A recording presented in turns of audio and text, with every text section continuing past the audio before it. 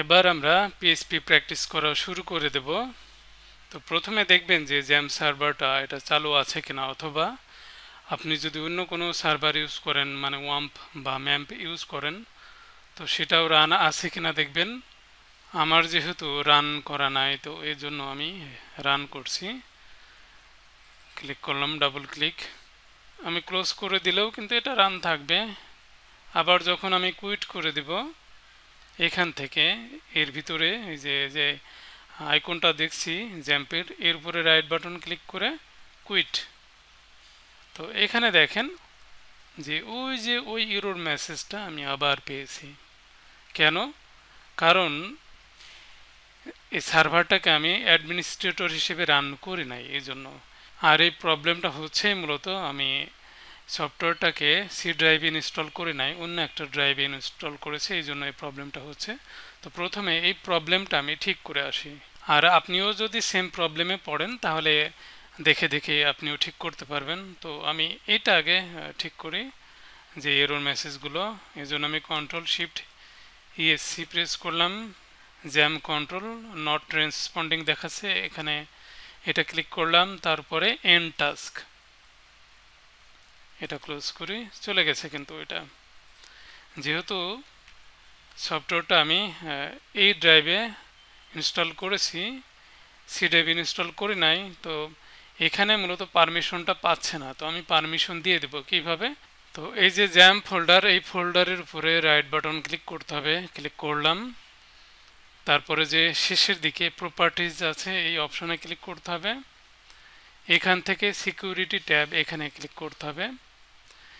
এখানে দেখেন, আমি যদি অ্যাডমিনিস্ট্রেটর হিসেবে রান করতাম, তাহলে ফুল কন্ট্রোল কিন্তু আমি পেতাম।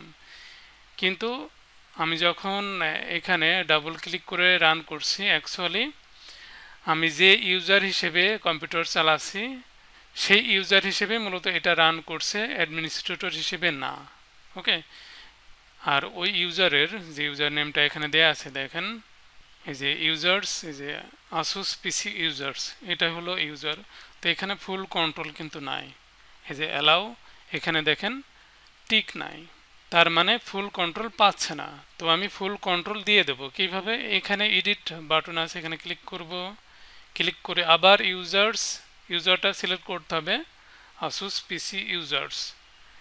এবার এখানে ফুল কন্ট্রোলে এখানে টিক দেব। টিক দিয়ে অ্যাপ্লাই অথবা ওকে বাটনে ক্লিক করবেন।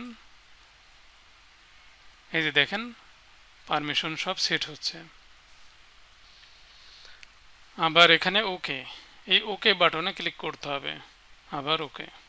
তো পারমিশন সেট হওয়ার সময় একটা ফাইলে পারমিশন হয়তো ডিনাই করতে পারে, সেটা হলো জ্যাম কন্ট্রোল ডট আইএনআই। তো এখানে সেট করে নিতে হবে যে জ্যাম কন্ট্রোল ডট আইএনআই, এখানে যান, সিকিউরিটি ট্যাবে যান। এখানে দেখেন যে আসুস পিসি ইউজার্স, ওই ইউজারটা কিন্তু এখানে অ্যাড নাই। এখানে অ্যাড করতে হবে কিভাবে। এডিট বাটনে ক্লিক করবেন। ক্লিক করে এখানে অ্যাড বাটনে ক্লিক করবেন। ক্লিক করে এখানে কি করতে হবে, এখানে হলো অ্যাডভান্স, এখানে ক্লিক করবেন। ক্লিক করে ফাইন্ড নাওতে ক্লিক করেন।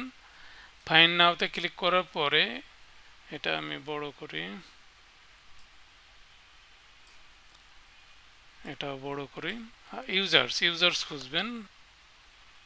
এই যে ইউজার্স, এটা সিলেক্ট করবেন, করে তারপরে ওকে। তাহলে যে আসুস পিসি ইউজার্স, এটা কিন্তু অ্যাড হয়ে যাচ্ছে। ওকে করবেন। ওকে করে এটা সিলেক্ট থাকা অবস্থায় এটাকেও ফুল কন্ট্রোল দিবেন। এই অ্যালাউ, এখানে ফুল কন্ট্রোলে টিক দেবেন, তাহলেই হবে। তারপরে অ্যাপ্লাই, তারপরে ওকে। এই যে দেখেন ফুল কন্ট্রোল কিন্তু পেয়ে গেছে। আবার ওকে, এটা আমি ক্লোজ করে দিই। আবার আমি ডাবল ক্লিক করে রান করলাম। এবার আমি কুইট করে দেখি যে এটা কুইট হয় কিনা। এই যে দেখেন আর কোনো প্রবলেম হচ্ছে না, এখান থেকেও কুইট হয়ে গেছে। আমি আবার ওপেন করছি, এই যে ওপেন করলাম, এখন কিন্তু আর প্রবলেম হবে না। এখান থেকে আমি যে এক্সপ্লোরার, এই বাটনে ক্লিক করে আমি ওই জ্যাম ফোল্ডার ভিতরে এখান থেকে যেতে চাচ্ছি। ক্লিক করলাম। এখান থেকে htdocs এই ফোল্ডার ভিতরে গেলাম। আর এটা কিন্তু এই উইন্ডো কেটে দিলেও সমস্যা নাই, এটা কাটলেই কিন্তু কুইট হয় না, এই যে হিডেন এর ভিতরে হিডেন থাকে। তারপর এখানে একটা ফোল্ডার তৈরি করবেন। আমি PHP বেসিক নামে একটা ফোল্ডার আগেই তৈরি করে রেখেছি। এই ফোল্ডারটা VS কোডে ওপেন করতে হবে। তো আপনি চাইলে VS কোড ইউজ করতে পারেন, অথবা আপনি যদি কোনো কোড এডিটর ইউজ করে থাকেন ইউজ করতে পারেন, অথবা আপনি নোট প্লাস প্লাস ইউজ করতে পারেন, অ্যাটম আছে সেটা ইউজ করতে পারেন। তবে VS কোডই কিন্তু সব থেকে ভালো হবে। আর যদি VS কোড ইউজ করতে চাচ্ছেন, ইনস্টল করা নাই, কিভাবে ইনস্টল করবেন এবং এটাকে কিভাবে ইউজ করবেন জানতে চাচ্ছেন, তাহলে আমার চ্যানেলে আসবেন। এখানে যে VS কোডের উপরে দুইটা ভিডিও আছে, এখানে যাবেন। এখানে প্রথম যে ভিডিওটা আপনি পাবেন, এই ভিডিওটা দেখলে আপনি কিভাবে ইনস্টল করবেন VS কোড, কি কি এক্সটেনশন ইনস্টল করবেন, এগুলো সব জানতে পারবেন। তাহলে এই ভিডিওটা দেখে এগুলো করে ফেলবেন। এখন আমি PHP বেসিক এই ফোল্ডারটা VS কোডে ওপেন করব। আমি VS কোড এখানে লিখি, এটাকে ওপেন করি VS কোড। এখন এই PHP বেসিকের ফোল্ডারটা আমি এইভাবে মাউস দিয়ে ক্লিক করে ধরে নিয়ে এসে এখানে ছেড়ে দেব। বাম দিকে না, ডান দিকের এখানে ছাড়বেন, তাহলে হবে। ছেড়ে দেন। এই যে ফোল্ডারটা এখানে ওপেন হয়ে গেছে। তো ফার্স্ট টাইম এখানে একটা ব্লু বাটন আসবে যে yes I trust the author's, এরকম একটা ব্লু বাটন পাবেন যদি ফার্স্ট টাইম ওপেন করেন। তো ওই বাটনে ক্লিক করবেন। নেক্সট টাইমে আর এটা আর আসবে না। এখানে আমি একটা PHP ফাইল তৈরি করব। এখানে যে আইকনটা আছে, এই যে এই আইকনে ক্লিক করবেন, অথবা রাইট বাটন ক্লিক করবেন, তারপরে নিউ ফাইল এখানে ক্লিক করবেন। তো যে কোনো নাম দেবেন, নাম দিয়ে অবশ্যই .php দিতে হবে। আপনি চাইলে ইন্ডেক্স নাম দিতে পারেন, কিন্তু .php দিতে হবে। যে নামই দেন না কেন, ফাইলের যে এক্সটেনশন .php এটা অবশ্যই দিতে হবে। আমি ফাইলের এই নামটা দিয়েছি .php, যেখানে দিয়েছি, তারপরে এন্টার প্রেস করি, তাহলে ফাইলটা ক্রিয়েট হয়ে যাবে। এবারে যে বাম পাশের এই সাইড বার, এটা আমি হাইড করতে চাচ্ছি, এখানে ক্লিক করলেও হাইড হয়ে যাবে, অথবা Ctrl+B প্রেস করলেও হাইড হয়ে যাবে। তো প্রথমে এখানে আমি PHPর যে স্টার ট্যাগ সেটা লিখছি। এটা কিন্তু প্রথমে লিখতেই হবে। লেখার জন্য লেস দ্যান, জিজ্ঞাসা চিহ্ন, তারপরে PHP। অনেকে আবার এরকম শর্টে লিখতে পারে, এরকম শর্টে লেখে, তো এটা লেখা যাবে না, কারণ এরকম শর্টে লিখলে আবার কোনো ওয়েব সার্ভার সাপোর্ট নাও করতে পারে। এরকম লেখাটা রিকমেন্ডেড না, এই জন্য অবশ্যই পুরোটা লিখবেন। তারপরে এন্টার প্রেস করেন। এটা হলো PHPর স্টার্ট ট্যাগ। তো এন্ড ট্যাগ এইভাবে লিখতে পারেন, তবে এন্ড ট্যাগ এখন না লিখলেও সাপোর্ট করবে, কোনো সমস্যা নাই। এখানে আমি একটা ইকো করে দেখি, ইকো স্টেটমেন্ট। এখানে আমি আমার নাম দিলাম। এবার আমি ফাইলটা ওপেন করব। কিভাবে ওপেন করব আমি আগেও দেখিয়েছি, যে অ্যাড্রেস বারে http://localhost, তারপরে আমাদের ফোল্ডারের নামটা দিতে হবে, যে PHP বেসিক এই ফোল্ডারের নাম, এখানে স্ল্যাশ ফোল্ডারের নাম। এখন যেহেতু আমি ফাইলের নাম অন্য একটা নাম দিয়েছি, অবশ্যই এই ফাইলের নাম এবং এক্সটেনশন টোটালি কপি করে এখানে স্ল্যাশ দিয়ে তারপরে এটা অ্যাড করতে হবে। এবার দেখেন চলে আসলো, দেখছেন। এটা আমি কেটে দিই। আমি ভেরিয়েবল তৈরি করতে হয় কিভাবে, ভেরিয়েবল কি এই সম্পর্কে এখন বলবো। ভেরিয়েবল মানে একটা নাম নেবেন, যেখানে হয়তো আপনি বিভিন্ন টাইপের ডাটা জমা রাখবেন, ওটাই ডাটা স্টোর করে রাখা। ভেরিয়েবল হলো মূলত ডাটা স্টোর করে রাখার জন্য। ধরেন আমি এখানে $, তারপরে নেম, অবশ্যই $সাইন দিয়ে শুরু হবে, তারপরে নেম, ভেরিয়েবলের নাম নিলাম। এবার ইকুয়াল দিয়ে এই ভেরিয়েবলে একটা ডাটা অ্যাসাইন করব। এখন আমি যদি ব্রাউজার রিলোড করি তাহলে কিন্তু কিছুই দেখব না, দেখেন কিছুই নাই, কারণ এই ডাটাটা এই ভেরিয়েবলে জমা আছে। এটা কোনো আউটপুট আমি পাবো না এটার। তো এটার আউটপুট পেতে হলে আমাকে স্টেটমেন্ট ইউজ করতে হবে। একো দিয়ে আউটপুট পেতে পারেন। একো স্টেটমেন্টের পরে জাস্ট এই ভেরিয়েবলের নাম যেভাবে আছে $সাইন সহ এইভাবেই অ্যাড করে সেমিকোলন দেন, তাহলেই এটার আউটপুট পাবেন। এই যে আউটপুট পেলাম। ওকে, আবার ইকো স্টেটমেন্ট ছাড়াও অন্য কোনো স্টেটমেন্ট দিয়ে আমি আউটপুট পেতে পারি, সেটা হলো এটাকে আমি কমেন্ট করি যে প্রিন্ট প্রিন্ট নামে একটা স্টেটমেন্ট আছে, সেটা দিয়েও আউটপুট পেতে পারি। আবার রিলোড করি, এই যে দেখেন সেম আউটপুট। আবার এই যে প্রিন্ট স্টেটমেন্ট আছে এটার কিন্তু ফার্স্ট ব্র্যাকেট ইউজ করা যায়, যে এইভাবে একসাথে ফার্স্ট ব্র্যাকেট ইউজ করবেন এবং এই ফার্স্ট ব্র্যাকেটের ভিতরে ভেরিয়েবলটা দিয়ে দেবেন, তাহলেও কিন্তু আমরা আউটপুট পাচ্ছি, সেম আউটপুট। এখন এইগুলোর ভিতরে মূলত আমরা ইকো স্টেটমেন্ট এটাই ইউজ করে থাকি, তো এটাই আমাদের ইউজ করতে হবে বারবার। এবার আসি যে ভেরিয়েবলের নাম আমি এখানে নিয়েছি, এই ভেরিয়েবল নেওয়ার নিয়মটা কি? অবশ্যই ডলার সাইন দিয়ে স্টার্ট হবে। পিএইচপিতে যদি একটা ভেরিয়েবল ডিক্লেয়ার করেন তো এই ভেরিয়েবলের নামের আগে অবশ্যই ডলার সাইন নিতে হবে, তারপরে এ থেকে জেড পর্যন্ত অথবা 0 থেকে 9 পর্যন্ত সংখ্যা এখানে ইউজ করতে পারবেন। শুধুমাত্র এ থেকে জেড পর্যন্ত লেটার এবং 0 থেকে 9 পর্যন্ত নাম্বার, এগুলো ইউজ করতে পারবেন। আবার মনে রাখবেন যে শুরু থেকে একবার শুরুতে কিন্তু নাম্বার ইউজ করা যাবে না, যে প্রথমে আপনি এখানে নাম্বার ইউজ করবেন, এটা কিন্তু ভুল হবে। দেখেন এর নিচে আন্ডারলাইন এসছে, এটা ভুল। নাম্বার ইউজ করতে পারবেন কিন্তু শুরুতেই না, পরে এদিকে ইউজ করতে পারবেন, কোনো সমস্যা নাই। ওকে, তারপরে এখানে কোনো এর ভিতরে কোনো রকম স্পেস দেওয়া যাবে না, যেমন আমি এখানে মাই স্পেস এরকম নেম দিব, এটা কিন্তু হবে না, এটা ভুল হবে। ওকে, তো এরকম যদি মাল্টিপল ওয়ার্ড দিয়ে আপনি যদি একটা ভেরিয়েবল ডিক্লেয়ার করেন তাহলে আন্ডারস্কোর ইউজ করতে পারেন অথবা একসাথে লাগিয়ে রাখতে পারেন, কোনো রকম স্পেস ইউজ করা যাবে না। তবে ইকুয়াল এর আগে পরে স্পেস দিবেন, তাহলে এটা দেখতে ভালো লাগে। স্পেস না দিলে ভুল না, কিন্তু স্পেস দিলে এটা ভালো লাগবে দেখতে। ওকে, আর মনে রাখবেন এগুলো কিন্তু কেস সেন্সিটিভ। যেমন এখানে হয়তো আমি মাই তারপরে এন ক্যাপিটাল নিয়েছি, আপনি হয়তো এখানে মাই নেম এইভাবে ইউজ করে আউটপুটটা দেখতে চাচ্ছেন কিন্তু পারবেন না, আউটপুট আমি পাবো না। উল্টা আরও এখানে এরর এসছে যে আনডিফাইন্ড ভেরিয়েবল, এই এররটা এখানে এসছে। তাহলে বুঝতেই পারলেন যে যেইভাবে আপনি ভেরিয়েবলটা দিবেন সেইভাবে এখানে এটা যদি ক্যাপিটাল হয় এখানেও ক্যাপিটাল থাকবে। ওকে, তাহলেই আউটপুটটা আমরা পাবো। এই যে আবার এই যে ডেটাটা আমি আমার নামটা যে ডাবল কোটেশনের ভিতরে রেখেছি, চাইলে কিন্তু আমি সিঙ্গেল কোটেশনের ভিতরেও রাখতে পারি, কোনো সমস্যা নাই। সিঙ্গেল কোটেশনের ভিতরে রাখলাম তাও কাজ করবে। কিন্তু সিঙ্গেল এবং ডাবল কোটেশনের ভিতরে পার্থক্য কি? আদৌ কোনো পার্থক্য আছে কিনা? হ্যাঁ, অবশ্যই পার্থক্য আছে। যেমন এখানে যদি আমি এরকম লিখি যে ইটস মি, এরকম লিখি, দেখতেই পাচ্ছেন এখানে এররে ভরে গেছে।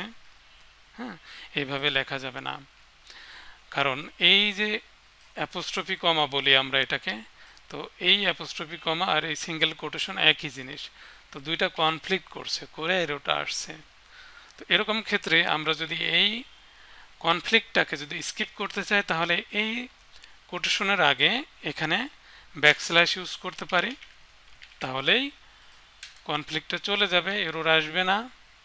এই যে শো হচ্ছে ঠিকঠাক। আবার এটা না করেও আমরা যেহেতু এখানে সিঙ্গেল কোটেশন, এটা কিন্তু সিঙ্গেল কোটেশন, তো আমরা এই কনফ্লিক্ট থেকে বাঁচার জন্য আমরা এটা ডাবল কোটেশনের ভিতরে ইউজ করতে পারি, তাহলেও কিন্তু সমস্যা নাই। দেখছেন, কোনো প্রবলেম নাই। এখানে আর একটা ভেরিয়েবল অ্যাড করি, ইজ ফোর্ট অ্যাড করলাম। এখন সিঙ্গেল এবং ডাবল কোটেশনের পার্থক্য কিন্তু আরও আছে। যেমন এখানে যে আমি আউটপুটটা এখানে দেখছি না, এখানে এরকম লিখতে পারি যে এরকম যে মাই নেম ইজ, আপনি হয়তো ভাবছেন যে আমি এই যে ভেরিয়েবলটা যদি এখানে দিয়ে দিই তাহলে মাই নেম ইজ, তো এই নেম ভেরিয়েবলে তো নামটা আছে, তো মাই নেম ইজ এখানে নামটা আসবে, অ্যাকচুয়ালি এটা আসবে না। দেখছেন যে নেম ভেরিয়েবল এটা স্ট্রিং আকারে এখানে দেখাচ্ছে। তো আমরা এটা এখানে এইভাবে বাহিরে ডট দিয়ে এই ভেরিয়েবলটার সাথে এই ডাটাটা অ্যাসাইন করে এখন দেখতে পারি। রিলোড করি, এই যে দেখেন এখন কিন্তু শো হচ্ছে। কিন্তু আমরা এই ভেরিয়েবলটা সিঙ্গেল কোটেশনের ভিতর অ্যাড করে দেখলাম যে এটা কাজ করছে না। কাজ করবে যদি আমরা এটা ডাবল কোটেশনের ভিতর অ্যাড করি। দেখেন ডাবল কোটেশনের ভিতরে এবার আমি যদি এই ভেরিয়েবলটা এর ভিতরে অ্যাড করি তাহলে কিন্তু কাজ করবে। এখান থেকে অবশ্যই এই ডটটা কাটতে হবে। এবার দেখেন কাজ করবে, এই যে ঠিকঠাক কাজ করছে। আবার এটাও কিন্তু অ্যাড করতে পারে। এখানে আমি I am years old full stop reload করি, এই যে দেখেন। তাহলে বুঝতেই পারছেন যে ডাবল কোটেশন এবং সিঙ্গেল কোটেশনের ভিতরে কিন্তু বড় রকমের পার্থক্য আছে, আর এই পার্থক্যগুলো হলো এটাই। ওকে, এবার আমি পিএইচপির সিনট্যাক্স নিয়ে আলোচনা করব। যে কোনো কোডের সিনট্যাক্স মানে হলো ওই কোডের লেখার নিয়ম কানুন। ঠিক আছে, পিএইচপির সিনট্যাক্স মানে হলো পিএইচপি লেখার যে সঠিক নিয়ম কানুন, এটাই হলো সিনট্যাক্স। যেমন আমরা পিএইচপির কোডগুলো করেছি একটা পিএইচপি ফাইলের ভিতরে, সেখানে প্রথমে আমাকে পিএইচপি স্টার ট্যাগ লিখতে হবে। তারপরে এখানে একটা ভেরিয়েবল ডিক্লেয়ার করেছি, ভেরিয়েবলের নামের আগে $সাইন দিয়ে শুরু করতে হবে, একটা নাম নিতে হবে এবং নাম নেওয়ার নিয়মগুলো আমি বলে দিয়েছি, এই নিয়মগুলো পালন করতে হবে। তারপরে ইকুয়াল দিতে হবে, এই ভেরিয়েবলে একটা ডেটা অ্যাসাইন করতে হবে, ইকুয়ালের পরে সেই ডাটাটা দিতে হবে। ডাটাটা যদি স্ট্রিং ডাটা হয় তাহলে কোটেশনের ভিতরে রাখতে হবে, আর যদি ইন্টিজার ভ্যালু হয় মানে এরকম যদি শুধু নাম্বার হয় তাহলে কোটেশন ছাড়াই রাখতে হবে, এবং শেষে সেমিকোলন দিতে হবে। এই যে নিয়ম কানুন মানছি আমি, এইগুলো হলো সিনট্যাক্স। কোনো সিনট্যাক্স যদি আমি ঠিকঠাকভাবে না দিই, ধরেন এখানে আমি ইকুয়াল দিলাম না, তাহলে কিন্তু এরর আসবে এবং এটা আসবে হলো সিনট্যাক্স এরর। আমি রিলোড করে দেখাচ্ছি, এই যে দেখেন এরর এসছে যে পার্টস এরর, সিনট্যাক্স এরর। এবং এররটা কোন ফাইলে কত নম্বর লাইনে এসছে সেটাও কিন্তু এখানে দেখাচ্ছে যে এই ফাইলের 4 নম্বর লাইনে। তাহলে এই যে এই ফাইলের যে 4 নম্বর লাইন হলো এটা। ঠিক আছে, তো এখানে ভুল আছে, তো আমি দেখছি যে এখানে ভুল, এখানে আমি ইকুয়াল দিই নাই, ইকুয়াল দিলাম, সেভ করলাম, এবার রিলোড করলে কিন্তু আর এররটা আমি পাবো না। তাহলে বুঝতেই পারলেন যে পিএইচপি কোড লেখার যেসব নিয়ম কানুন আছে এই নিয়ম কানুনগুলো সঠিকভাবে পালন করতে হবে। কোথাও ভুল করলে অবশ্যই এরর পাবেন। এখানে যদি সেমিকোলনও না দিই কিংবা এখানে যদি আমি ডাবল কোটেশন একটা নাও দিই তাও কিন্তু সিনট্যাক্স এরর হবে। এটা ভালোভাবে মনে রাখবেন এবং বেশি বেশি করে প্র্যাকটিস করবেন। আর মনে রাখবেন এই যে জ্যাম্প, এটা তো হিডেন আছে, হয়তো আপনি মনে করছেন যে জ্যাম্প চালু নাই, তো আপনি বারবার এখানে ডাবল ক্লিক করে করে চালু করবেন। ওকে, চালু হলো, কিন্তু এর ভিতরে দেখবেন যে এরকম আরেকটা জ্যাম্প চালু হয়েছে, যে ডাবল করে চালু হয়েছে। আবার ক্লিক করলে আবার চালু হবে। দেখেন এখানে 3টা এসছে। তো এইভাবে যদি আপনি ডাবল ক্লিক করে করে বারবার চালু করেন তো বারবারই কিন্তু জ্যাম্প চালু হবে, এবং যে কয়বার চালু করেছেন সবগুলো এখানে পাবেন। তো এইভাবে আন্দাজে ক্লিক করে চালু করবেন না, আগে দেখবেন যে চালু আছে কিনা এখানে। আর কুইট করতে চাইলে এর উপরে রাইট বাটন ক্লিক করে করে এগুলো সব কুইট করে দিতে পারবেন। ওকে, ভিডিওটা ভালো লাগলে অবশ্যই লাইক শেয়ার করবেন এবং কমেন্টে জানাবেন। আর বেশি বেশি ভিডিও টিউটোরিয়াল পেতে চাইলে চ্যানেলটাকে সাবস্ক্রাইব করে রাখবেন। ধন্যবাদ সবাইকে।